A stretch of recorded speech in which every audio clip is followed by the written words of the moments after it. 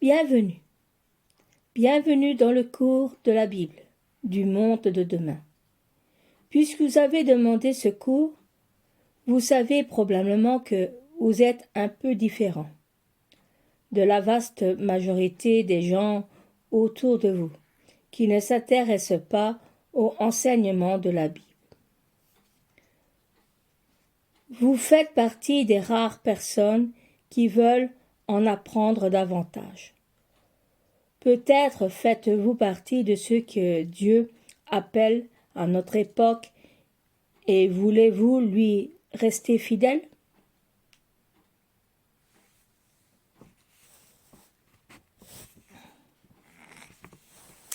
Au milieu de cette société gangrenée par le péché, Matthieu 22, 14, Apocalypse 17, 14.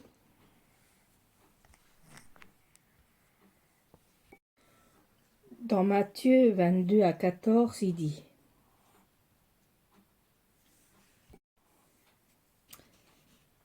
En effet, beaucoup sont invités, mais peu sont choisis. Et dans Apocalypse 17 à 14, il dit: Ils combattront contre l'agneau, et l'agneau le vaincra, parce qu'il est le Seigneur des seigneurs, le Roi des rois.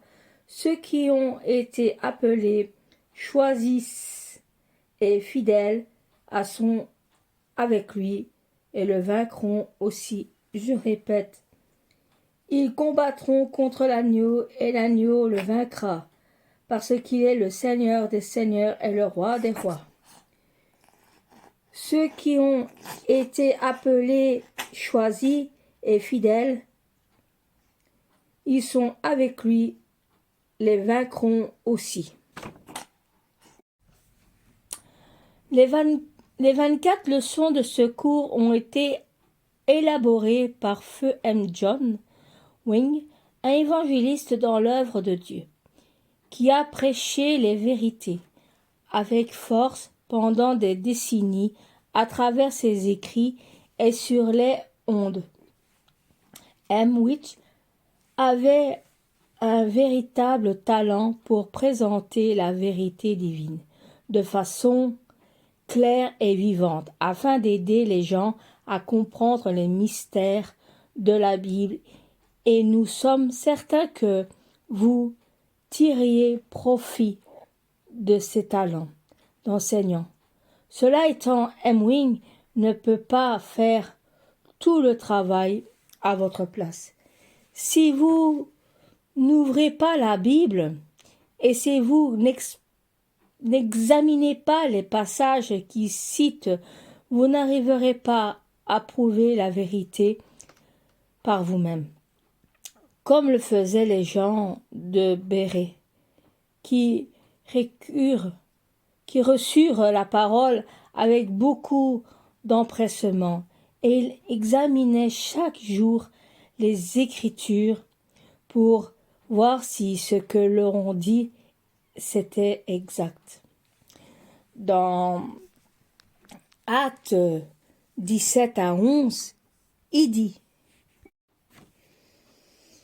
Ces derniers avaient des sentiments plus nobles que ceux thessaloniques, et ils accueillèrent la parole avec beaucoup d'empressement, et ils examinaient chaque jour les Écritures pour voir si ce que l'on disait était exact. Je répète, ces derniers avaient des sentiments plus nobles que ceux de Thessalonique. Ils accueillèrent la parole avec beaucoup d'impressionnement et examinaient chaque jour les Écritures pour voir si ce que l'on disait était exact. Le format de ce cours est simple. À la fin de chaque livret de 4 leçons, comme celui que vous avez dans la main, vous trouverez un questionnaire à choix multiples, vous permettant d'évaluer vos progrès en tout moment. Vous pouvez basculer sur la version en ligne en ce cours et en allant sur www.coursbiblique.org, vous pouvez aider dans les préparations de chaque questionnaire. À partir de la page 43 de ce livret, chaque leçon contient 4 pages d'études contenant des questions qui vous feront découvrir les profondes vérités bibliques comme vous ne l'avez peut-être jamais appris auparavant. Beaucoup d'étudiants rapportent qu'ils ont appris et mémorisé davantage lorsqu'ils ont écrit sur un cahier ou des feuilles volantes non seulement leurs réponses mais aussi chaque passage biblique mentionné dans les leçons. Cela peut sembler représenter beaucoup de travail, mais la Bible nous explique que Dieu rétribue ceux que le cherchent diligemment. Dans Hébreux 11-6, il dit: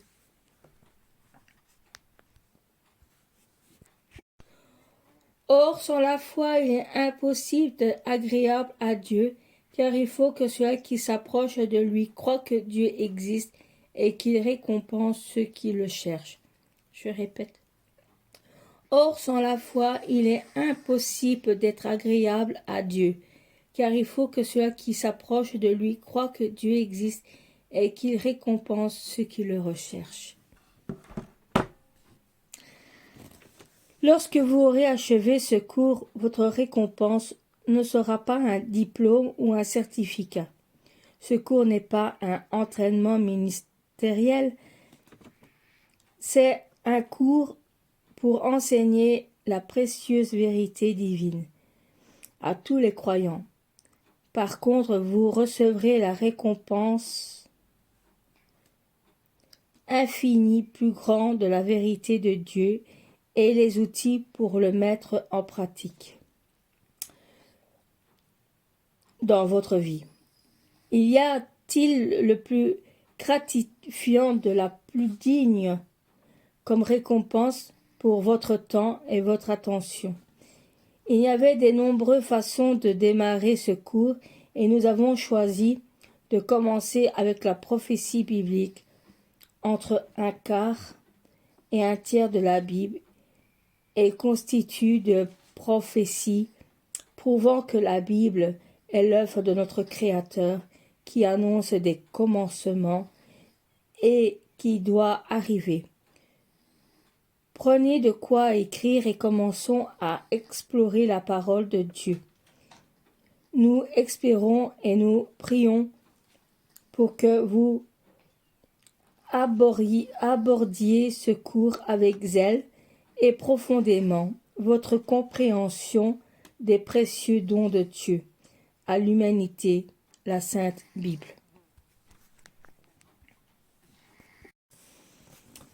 Comment tirer parti de ce cours biblique?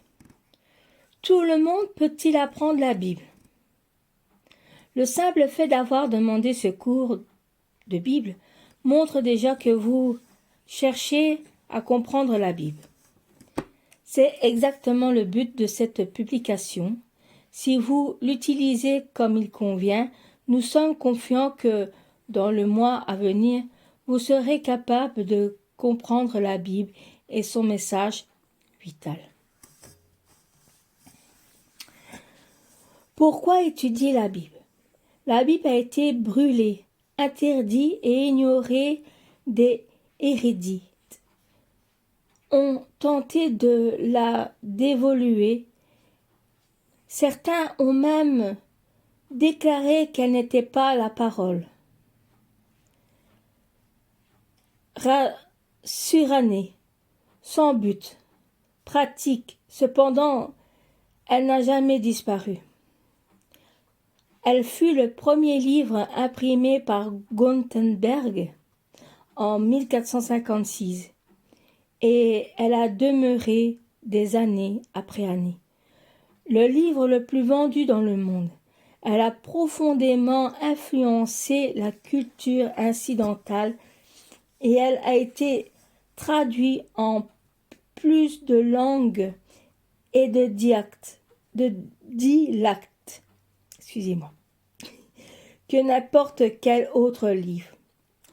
Néanmoins, peu de gens le lisent et presque personne ne la comprend.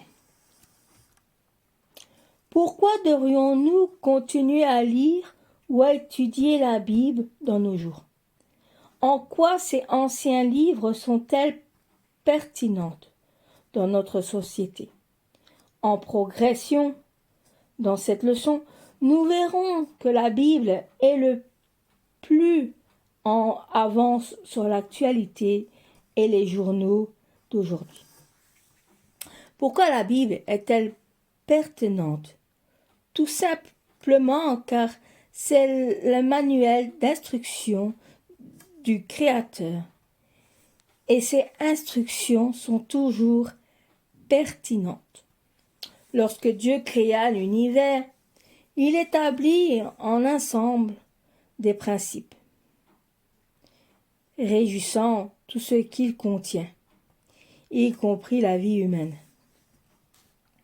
Les principes ou les lois qui gouvernent la vie humaine sont aussi réels que la loi physique. La Bible révèle non seulement les principes universels du comportement des êtres humains et de leurs rapports entre eux, mais aussi les plans magistraux du Créateur. Beaucoup de gens regardent la douleur et la souffrance dans ce monde en disant « Quel est le sens de la vie ?» Qu'y a-t-il au-delà de cette existence physique, temporaire? La Bible est la seule source qui révèle la magnifique dessein pour lequel nous sommes nés. En plus de répondre aux grands questionnaires de la vie, il est d'expliquer l'ultime destinée des genres humains. La Bible nous indique la voie à suivre dans le monde actuel. Les prophéties bibliques expliquent clairement la signification des titres des journaux. La Bible renferme non seulement des informations nous concernant d'aujourd'hui, mais elle également vérifiable et en tant que parole inspirée de Dieu, les preuves et les réalisations des prophéties, cohérence interne de son message et son fil conducteur, confirment que la Bible est le livre de Dieu. Contrairement à ce beaucoup des gens prétendent qu'il est possible de comprendre la Bible si vous prenez son message à cœur et si vous cherchez à le mettre en pratique.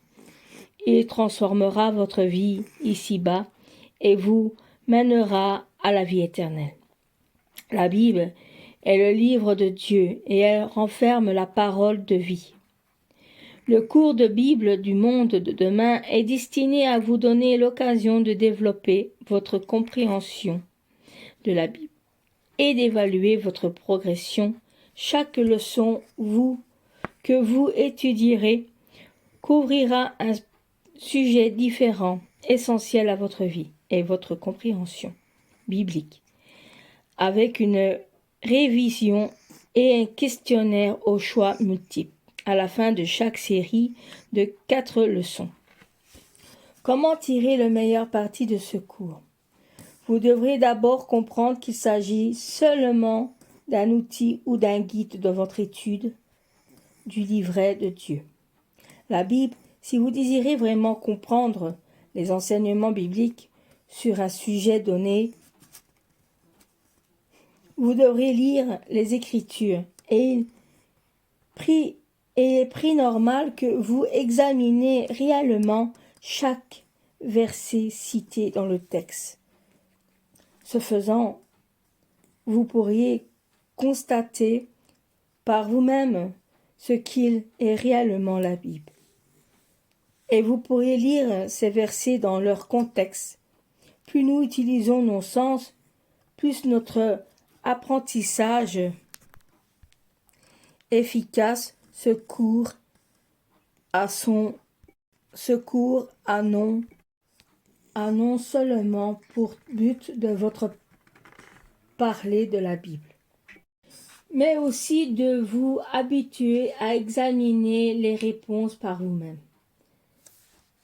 Ainsi, vous habituez à consulter les Écritures pour y trouver les réponses aux véritables questions de la vie. Nous sommes tous les créateurs. Nous sommes tous les créatures guidées par les habitudes. Prenez habitude d'étudier différemment votre Bible en vous réservant un moment dans la journée et un endroit pour vous concentrer à cette étude. Ensuite, essayez d'y ajouter un temps spécifique de 20 à 30 minutes chaque jour pendant lequel vous pourriez utiliser ce cours pour parcourir votre propre Bible. Munissez-vous d'un cahier, d'une Bible ou plusieurs, d'un dictionnaire et d'autres ouvrages d'aide pour l'étude de la Bible. Après avoir étudié ces leçons, nous vous recommandons et de regrouper avec les feuilles sur lesquelles vous avez pris de notes et écrit les réponses bibliques à toutes les questions, ainsi que votre propre commentaire et réflexion. Nous exclurons de temps en temps dans ce cours des commentaires et des notes explicatives sur certains points techniques. Les publications et les brochures annoncées dans ce livret vous aideront également à approfondir votre compréhension sur chacun des sujets étudiés. Des clés pour comprendre la Bible. L'étude est la clé le plus importante pour comprendre la Bible. Dans Ésaïe 6-2, rapporte que Dieu travaille avec ceux dont l'esprit humble est représent. Voir aussi dans Ésaïe 57-15, nous devons être enseignables, demeurer dans la crainte de Dieu et désirer d'être corrigés par lui. Proverbe 9-10 nous montre que la crainte de Dieu, qui signifie littéralement la profonde vénération et le respect envers Dieu, est le commencement de la sagesse. Une deuxième clé est l'obéissance à Dieu. En Psaume 111-10 explique qu'il faut garder le commandement pour avoir une bonne compréhension. Nous croisons spirituellement si nous cherchons à mettre en pratique les principes de la loi de Dieu dans nos décisions et dans notre choix quotidien. Hébreux 5-12-14. La troisième clé essentielle est de comprendre le verset spécifique dans les contextes du reste de la Bible. L'apôtre Pierre explique dans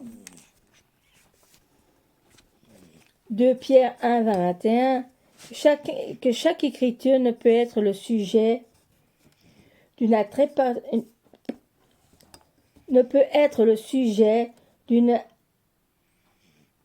interprétation personnelle.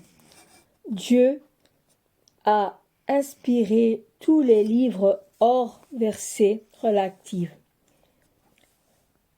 et un thème spécifique doit être compris à la lumière des autres versets. du même sujet pour que beaucoup de choses, la connaissance de la Bible est en effet cumulative et doit être établie en ajoutant règle sur règle et précipe sur précipe. Dans Ésaïe 28 à 10, une quatrième clé consiste à commencer les versets qui expliquent clairement et simplement le sujet étudié pour le passage qui sont obscurs ou difficiles. Il est possible de trouver l'aide nécessaire au moyen des passages qui sont extrêmement clairs. Par exemple, Pierre explique dans 2 Pierre 3 à 15 à 16 que Paul a écrit des choses parfois difficiles à comprendre et qui sont souvent sorties de leur contexte. En cas de doute, lisez les versets dans l'autre version en utilisant un dictionnaire pour examiner les mots afin de bien comprendre leur usage et leur signification. Nous vous adressons toutes les félicitations pour avoir entrepris des voyages le plus profitables et palpitants de la vie.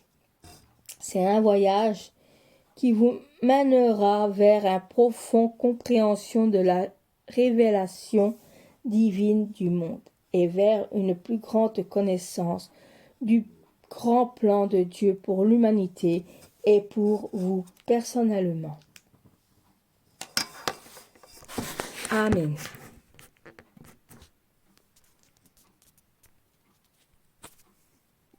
Nous allons lire les versets de la Bible que j'ai parlé de tantôt.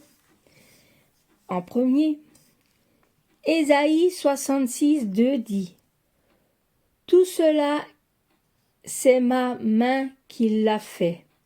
Et tout alors reçut l'existence déclare l'Éternel. Voici sur que je porterai le regard sur celui qui est humble et à l'esprit abattu, sur ce qui fait preuve de respect vis-à-vis de ma parole. » Je répète. Tout cela, c'est ma main qui l'a fait, et tout alors reçut l'existence, déclare l'Éternel. Voici sur qui je porterai le regard, sur ce qui est humble, à l'esprit abattu, sur ce qui fait preuve de respect vis-à-vis de ma parole. Dans Ésaïe 57 à 15, il dit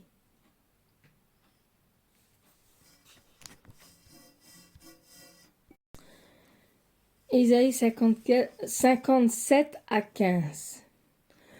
En effet, voici ce que dit le Très-Haut, celui donc l'habitation est éternelle et le nom saint.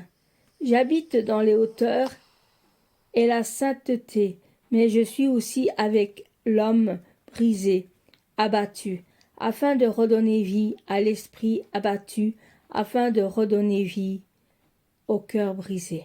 Je répète. En effet, voici que dit le Très-Haut, celui que l'habitation est éternelle et le nom saint.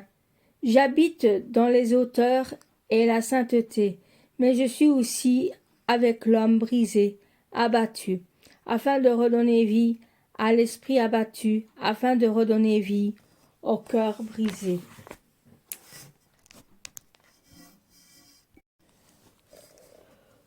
Dans Proverbes 9 à 10, il nous dit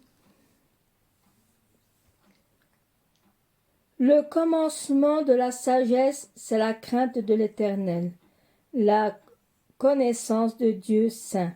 Voilà en quoi consiste l'intelligence. » Je répète, « Le commencement de la sagesse, c'est la crainte de l'Éternel, la connaissance de Dieu saint. Voilà en quoi consiste l'intelligence. Dans Psaume 111 à 10, il dit: La crainte de l'Éternel est le commencement de la sagesse. Tous ceux qui respectent ses décrets ont une raison sainte, sa gloire subsiste à perpétuité. Je répète, la crainte de l'Éternel est le commencement de la sagesse. Tous ceux qui respectent ses décrets ont une raison sainte, sa gloire subsiste à perpétuité. Dans Hébreux 5, 12 à 14, il dit: Alors que vous devriez avec le temps être des enseignants, vous êtes au point d'avoir besoin qu'on vous enseigne les éléments de base de la révélation de Dieu. Vous en êtes arrivé à avoir besoin de lait et non d'une nourriture solide.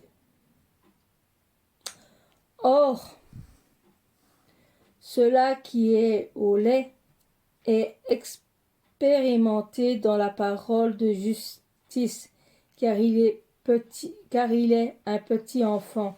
Mais la nourriture solide est pour les adultes, pour ceux qui ont raison de leur expérience, en le jugeant, exercé à discerner ce qui est bien et ce qui est mal. Je répète. Alors que vous devriez avoir le temps d'être des enseignants, vous êtes au point d'avoir besoin qu'on vous enseigne les éléments de base de la révélation de Dieu. Vous en êtes arrivé à avoir besoin de lait et non d'une nourriture solide. Or, cela qui est au lait est inexpérimenté dans la parole de justice, car il est un petit enfant. Mais la nourriture solide est pour les adultes, pour ceux qui ont raison de leur expérience. On les jugements exercés, discernés, et ceux qui ont bien à ceux qui ont mal, qui connaissent le bien et qui connaissent le mal.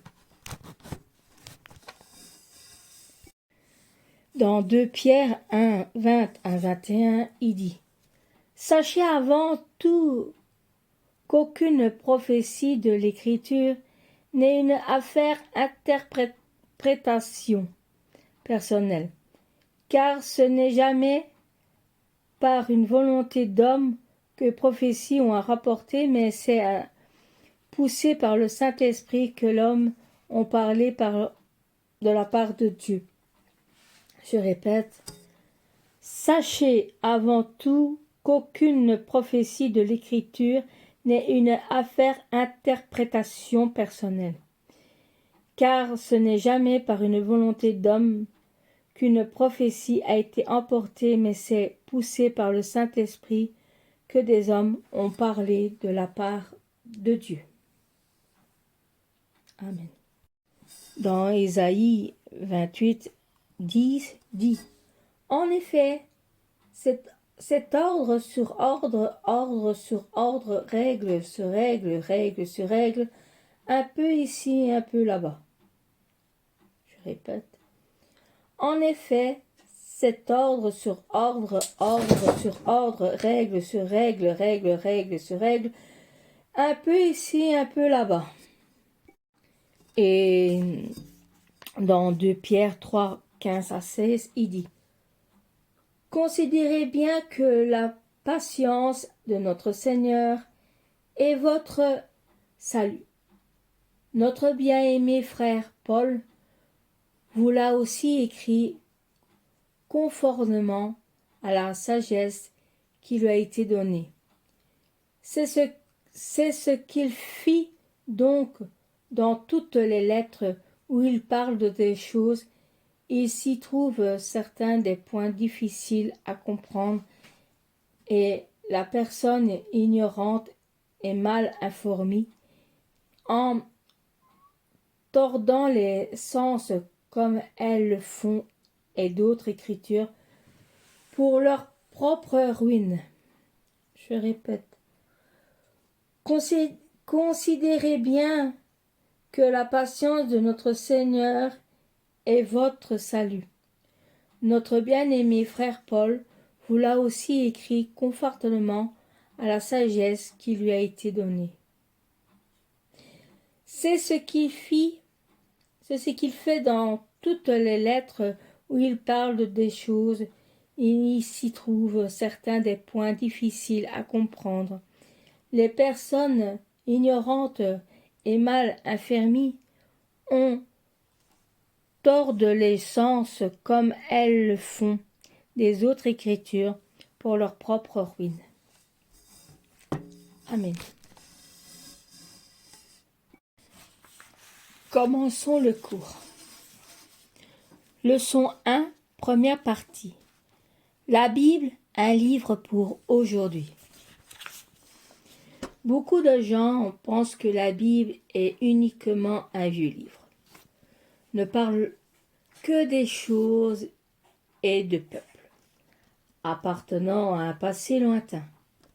Quelle est la place de la Bible dans le monde actuel?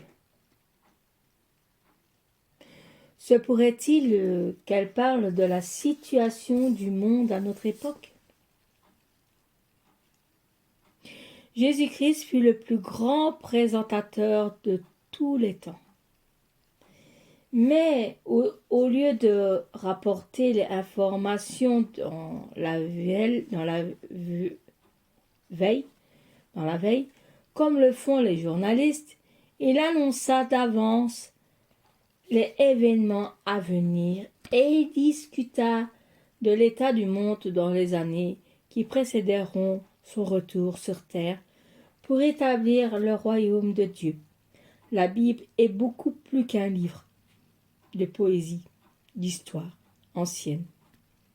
C'est un livre essentiel pour votre époque, pour notre époque. Amen. Les questions contenues dans cette leçon sont destinées à vous aider dans votre vie, dans votre étude personnelle de la Bible.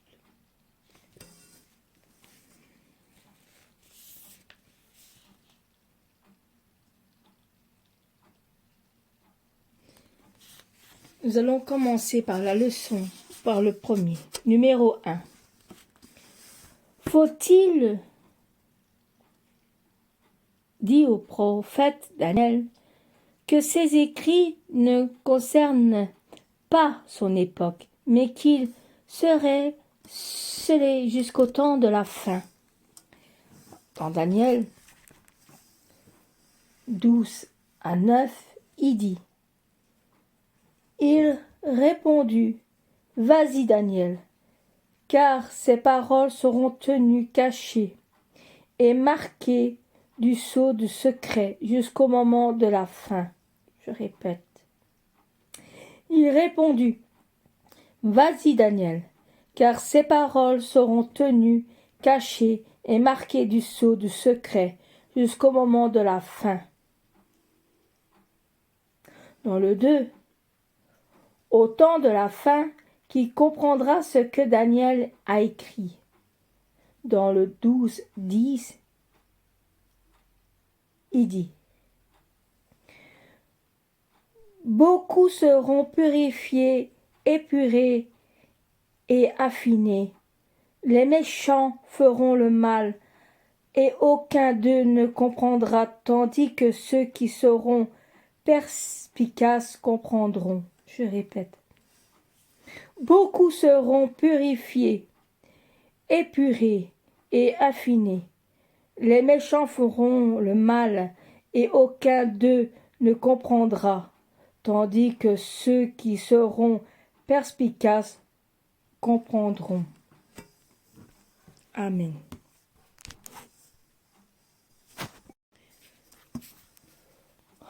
« 3. Dans Proverbes 9-10, comment Salomon définit-il le commencement de la sagesse? Et dans le 4, examinez Proverbes 8-13 à 15 à 33 et le 16 à 6 pour comprendre les significations bibliques de l'expression de la crainte de Dieu. Note, dans ce contexte, le mot crainte est le sens de respect et non de terreur. Proverbe 9 à 10 dit: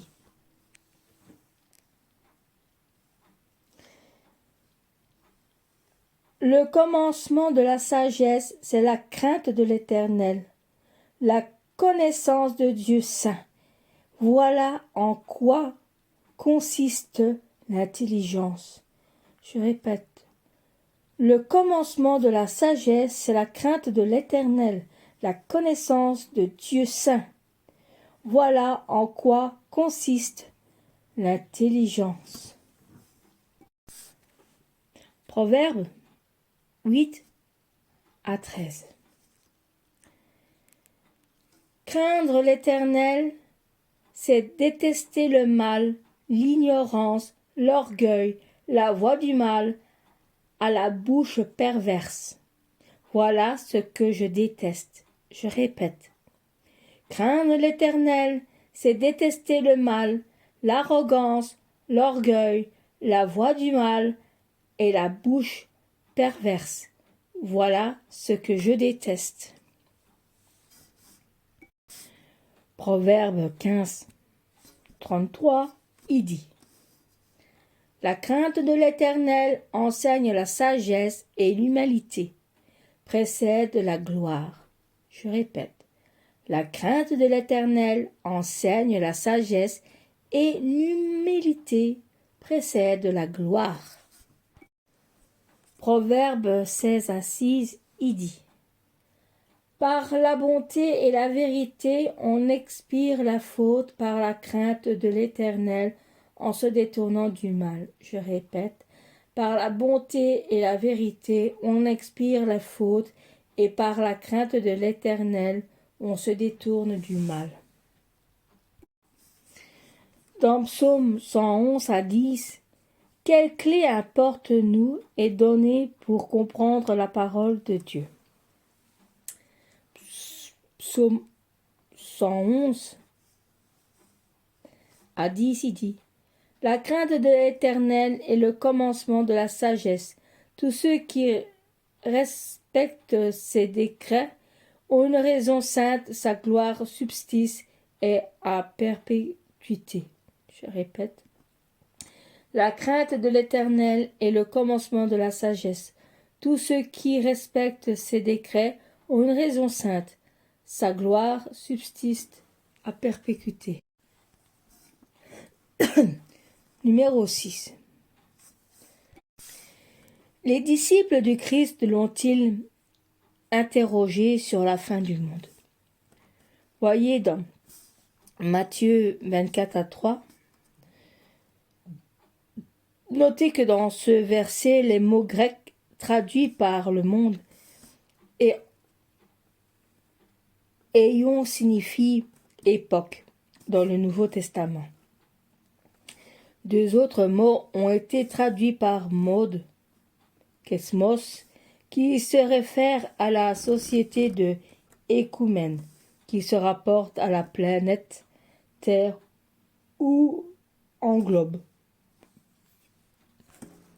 Alors, Matthieu 24 à 3, il dit: Il s'assit sur le mont des Oliviers. Les disciples vinrent en privé lui posa cette question: Dis-nous quand cela arrivera-t-il, et quel sera le signe de ton retour et de la fin du monde? Je répète. Il s'assit sur le mont des Oliviers. Les disciples vinrent en privé lui poser cette question: Dis-nous quand cela arrivera-t-il, et quel sera le signe de ton retour et de la fin du monde?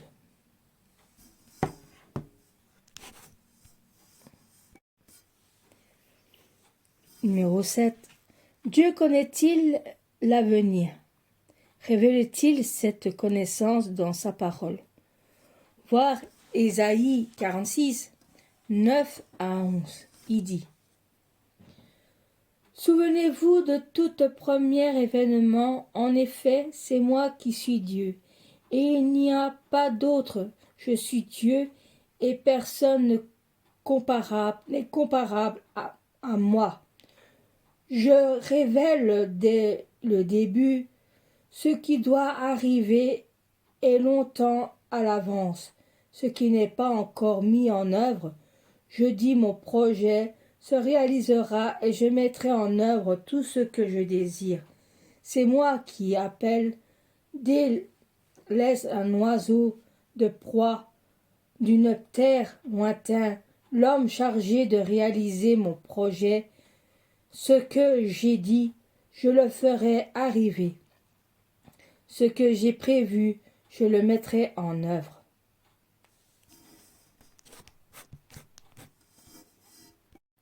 Je répète, souvenez-vous de tout premier événement en effet. C'est moi qui suis Dieu, et il n'y a pas d'autre. Je suis Dieu et personne n'est comparable à moi. Je révèle dès le début ce qui doit arriver et longtemps à l'avance, ce qui n'est pas encore mis en œuvre. Je le dis, mon projet se réalisera et je mettrai en œuvre tout ce que je désire. C'est moi qui appelle de l'ouest un oiseau de proie d'une terre lointaine, l'homme chargé de réaliser mon projet. Ce que j'ai dit, je le ferai arriver. Ce que j'ai prévu, je le mettrai en œuvre. 8. Le Christ demande-t-il à ses serviteurs de connaître l'époque exprimative de son retour sur terre? Matthieu 24, 32 à 33, il dit: Tirez instruction de la parole des figuiers. Dès que ces branches deviennent tendres et que les feuilles poussent, vous savez que l'été s'approche. Pardon. De même, quand vous verrez toutes ces choses, sachez que le Fils de l'homme est proche et qu'il est la porte. Je répète. Tirez instruction de la parole des figuiers. Dès que ces branches deviennent tendres et que les feuilles poussent, vous sachez que l'été s'approche. De même, quand vous verrez toutes ces choses, sachez que le Fils de l'homme est proche et qu'il est la porte, qui est à la porte. Amen. 9. L'apôtre Paul s'attendait-il à ce que le jour du Seigneur fonde sur les vrais chrétiens, comme un voleur dans la nuit, ou l'enseigna-t-il que les chrétiens seraient capables, grâce aux Écritures, de connaître l'époque exprimative où ils vivent pour ne pas être pris au dépourvu? Dans 1 Thessaloniciens 5, 1 à 5, il dit: En ce qui concerne le temps et les moments, vous n'avez pas besoin, frères et sœurs, que vous écrire ce sujet. En effet, vous savez bien vous-même que le jour du Seigneur viendra comme un voleur dans la nuit. Quand les hommes diront paix ou sécurité, alors qu'une ruine soudain fondra sur eux, comme la douleur sur la femme enceinte, et ils n'y échapperont pas.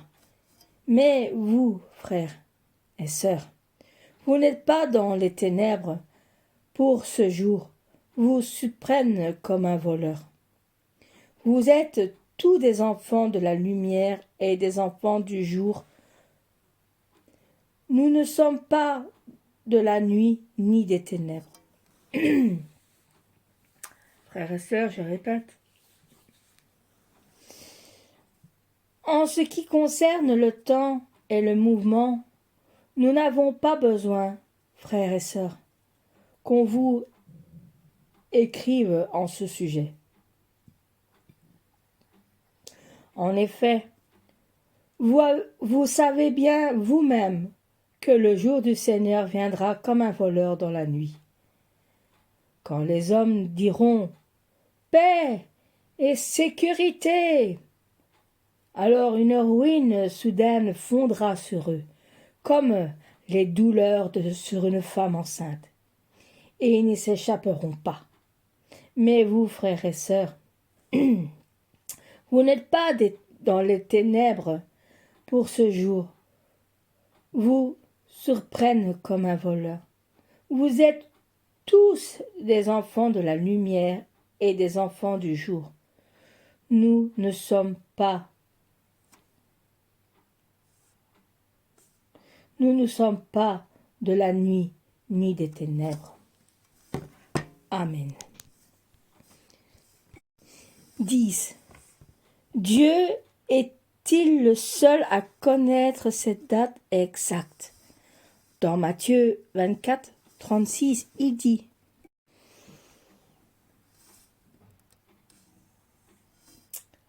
Quand jour et l'heure, personne ne le connaît, pas même les anges du ciel, ni même le Fils. Mon Père seul le connaît. » Je répète. Quand au jour et l'heure, personne ne les connaît, pas même les anges du ciel, ni même le Fils. Mon Père seul le connaît.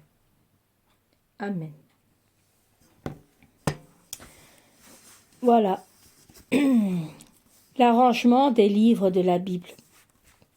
Les manuscrits de la Bible en hébreu et en grec ont été persévérés dans un ordre expiré, bien que de nos Bibles en français contiennent tous ces livrets en intégrité. Leurs ordres ont été modifiés et cela nous empêche de voir clairement le modèle divin. L'Ancien Testament est divisé en 3 parties, tandis que le Nouveau Testament en comprend 4. Cela fait en total 7, le chiffre que Dieu utilise dans les Écritures. Pour indiquer l'enchaînement de la perfection, autrefois les Juifs divisaient l'Ancien Testament en 22 livres en édition, ces 22 livres de l'Ancien Testament aux 27 livres du Nouveau Testament. Le total s'élevait à 49. C'est-à-dire que 7 fois 7, la main de Dieu